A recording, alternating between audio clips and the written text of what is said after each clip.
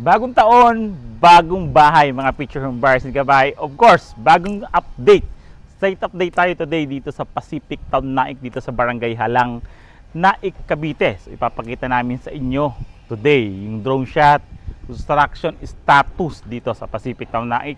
Before that, Happy New Year and big shout out po sa lahat ng home buyer na nagtiwala dito sa amin sa Pacific Town Naik.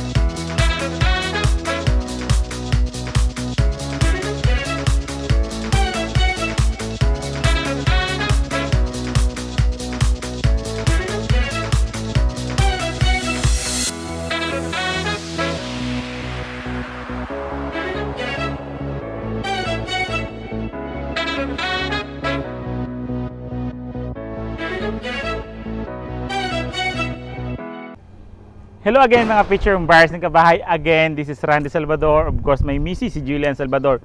This 2025, kami pa rin po ang susi at tulay patungo sa pangarap nyong bahay. Ayun po, nakita nga natin yung site update dito sa Pacific Town Naik. Sa lahat na nagtiwala sa amin dito sa Pacific Town Naik, maraming salamat po. And a Happy New Year. Sa mga naghahanap pa rin ng property dito sa Cavite na pwede nyo nang malipatan habang nagda-down payment pa lang kayo, libre pa ang move-in fee, water and electric installation, kasama na po iyan. Libre ang steel gate, libre rin po ang ating concrete perimeter fence, semi-complete finish turnover to story townhouse with car garage. Tara po, house tour tayo.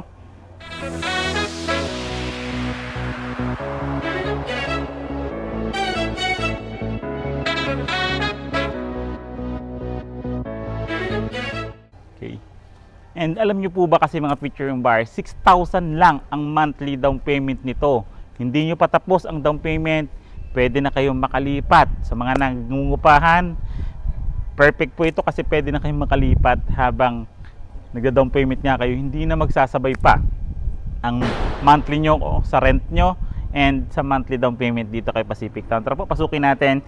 Si Pacific Town Naik po is located dito sa Barangay Halang, Kalubkob, Naik, Cavite. Schools po ba ang hanap nyo? Sobrang daming school, halos magkakatabi or magkakahila-hilan dito. Then kagandahan niyang flood free po yung community natin dito kay Pacific Town Naik. Si Pacific Town Naik is may lot area po siya na 42 square meter. In the house area niya po is 42.34 square meter. With fence and gate, included na po yan. With car garage, yung kulay natin, ayan po yung bahay niya. So ito papakita natin is the end unit. So ito naman po yung difference for the end unit and the inner unit. End unit may space sa gilid, setback sa gilid na pwede natin future expansion. Habang sa inner unit naman, ito po siya. For the inner unit naman, so wala siyang space. So pintuan natin harap at likod lang po. Tara po, pasukin natin sa end unit kasi ito po lang yung naka-open today na pwede nating ipa-view or pakita or share sa inyo po. Tara po. Tulad nga ng sabi ko, steel gate. Included na po yan. So ito naman po yung car garage natin. Malawak yung parking area natin dito mga kabahay. Tingnan nyo ha.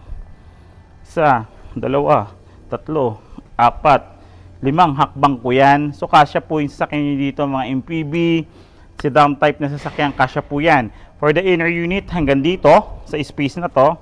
Then for the end unit naman, ayan po yung nagiging extra space pa natin. May 1 meter setback pa tayo dito sa gilid. Ayun na may advantage once na end unit. So pag turnover sa atin ito, meron na tayong faucet outside, linya ng tubig, of course meron na tayong outdoor lamp dito po. Then naka-expand na rin tayo ng almost 1 meter dito sa harapan. Pasukin po natin. Tawag po namin dito sa turnover na to is a basic or a finish or semi-complete finish turnover kasi painted na yung wall at the same time painted na rin po yung ceiling. Yung gawa ng bahay natin dito is a conventional or traditional way ng paggawa ng bahay. So may biga, may poste and hollow blocks po yung gamit. So painted yung wall, painted ceiling, may mga outlets na rin po tayo during the turnover. Bintana natin dito is sliding windows, kulay puti po yung frame niya, aluminum naman po iyan. Then sa pintuan natin, choco brown, hindi pala si choco brown, basta kulay brown something na ganyan. Then meron na rin po siyang doorknob during the turnover. Dito naman po yung ating pinaka kitchen area. For our kitchen countertop, dito siya located, which is naka-granite slab na siya. May stainless sink, faucet, and a base cabinet po. Then may naka-ready na rin po tayong weatherproof outlet dito for our appliances, or like for example, may ilalagay tayo. So ayan po, weatherproof outlet na po iyan. Then ilaw na rin tayo nakaabang dito, and electrical switches. Then, meron tayong sliding windows din po dito na for ventilation naman ng ating kitchen area. Papunta dun sa ating kitchen area po pala. Then ito yung Pacific Town Naik is meron pong 1 toilet and bath. For the toilet and bath, complete accessories na po ito during the turnover. From lavatory with pedestal, water closet natin is flush type, dual flush type. Then soap holder, tissue holder, water faucet, shower, and faucet po. Then meron po tayo naka-reading outlet dito for the hand dryer, just in case, or for the heater naman natin. May bintana din po tayo dito na nagsisilbing ventilation.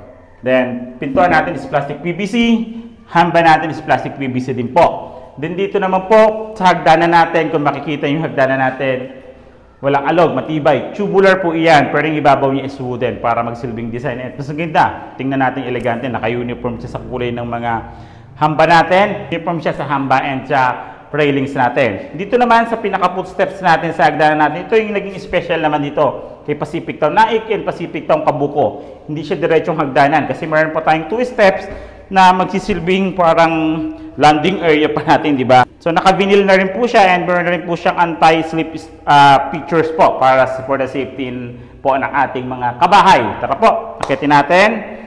So lahat po yan ng footsteps natin.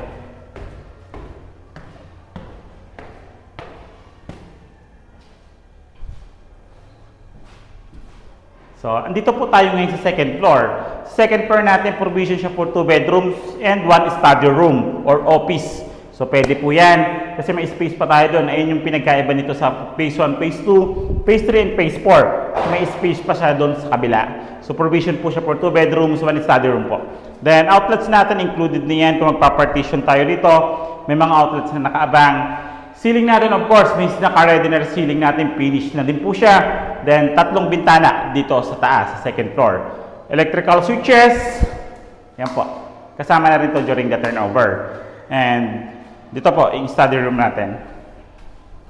Kung work from home kayo, pwede kayo maglagay dito ng pinaka-office natin. Or like for example, kung 2 bedrooms lang gagawin natin, pwede na natin siya maging cabinet or walk-in cabinet, di ba? So, yun naman yung pwede natin gawin dito. Kagandahan niya sa hagdanan natin, dito yung nakatapat sa hagdanan natin. Katulad nga sabi ko, 2 awning type window yan. Silbing ventilation and source of natural light. Ito naman po sa ilalim natin is hindi siya na-open. Yung 2 lang po yung awning type window natin. So, yun po yung update natin ngayon dito. Yung mga available pa po tayo dito kay Pacific Town Naik. Na for as low as 6,000 monthly down payment for the second batch natin. And for the third batch naman, just in case di natin maabuti yung second batch, meron pa rin po tayo mga kabay. Pag-usapan natin, updated price. Sa mga feature and buyers and kabay, nakita na nga natin update ng community natin, construction status dito sa Pacific Town Naik. At the same time, pinakita pa rin natin yung actual turnover for Pacific Town Naik. Kaya sa mga naghahanap po ng affordable pa rin po na bahay at lupa dito sa Cavite with free fence and gate, free move-in fee, free water and electric installation. Ito po yun, pwede natin siya lipatan during the down payment. Through Pag-ibig Financing po ito, welcome po lahat ng OFW, government employees, local employed, Even the mga freelancers natin, seepers, kasama po. Welcome na welcome po dito mga picture buyers. Yung computation po, ilalagay ko po dito sa side from total contract price, observation, down payment, monthly down payment, and monthly amortizations, all the record income. Para mas madali nyo po maintindihan yung ating computation dito sa side. Diba? Yung mga contact numbers namin po, naka-flash naman po siya sa screen para mas mabilis nyo po kami makontak dito sa pinipicture namin property today. And yan po, yung mga social media accounts naman po namin siya, nasa description and nasa comment below naman po siya para mas madali nyo rin po mapuntahan ang aming mga social media accounts. Kung yan pa lang din po kayo napapadalo sa aming YouTube channel, like, subscribe, pindutin nyo na rin po yung bell button para updated kayo sa mga bagong videos namin tulad nito. Again, this is your kabay, Randy Salvador. Of course, my wife, si Julian Salvador. This 2025, magkakasama pa rin po tayo patungo sa pangarap niyong bahay. Yan po. Bye-bye.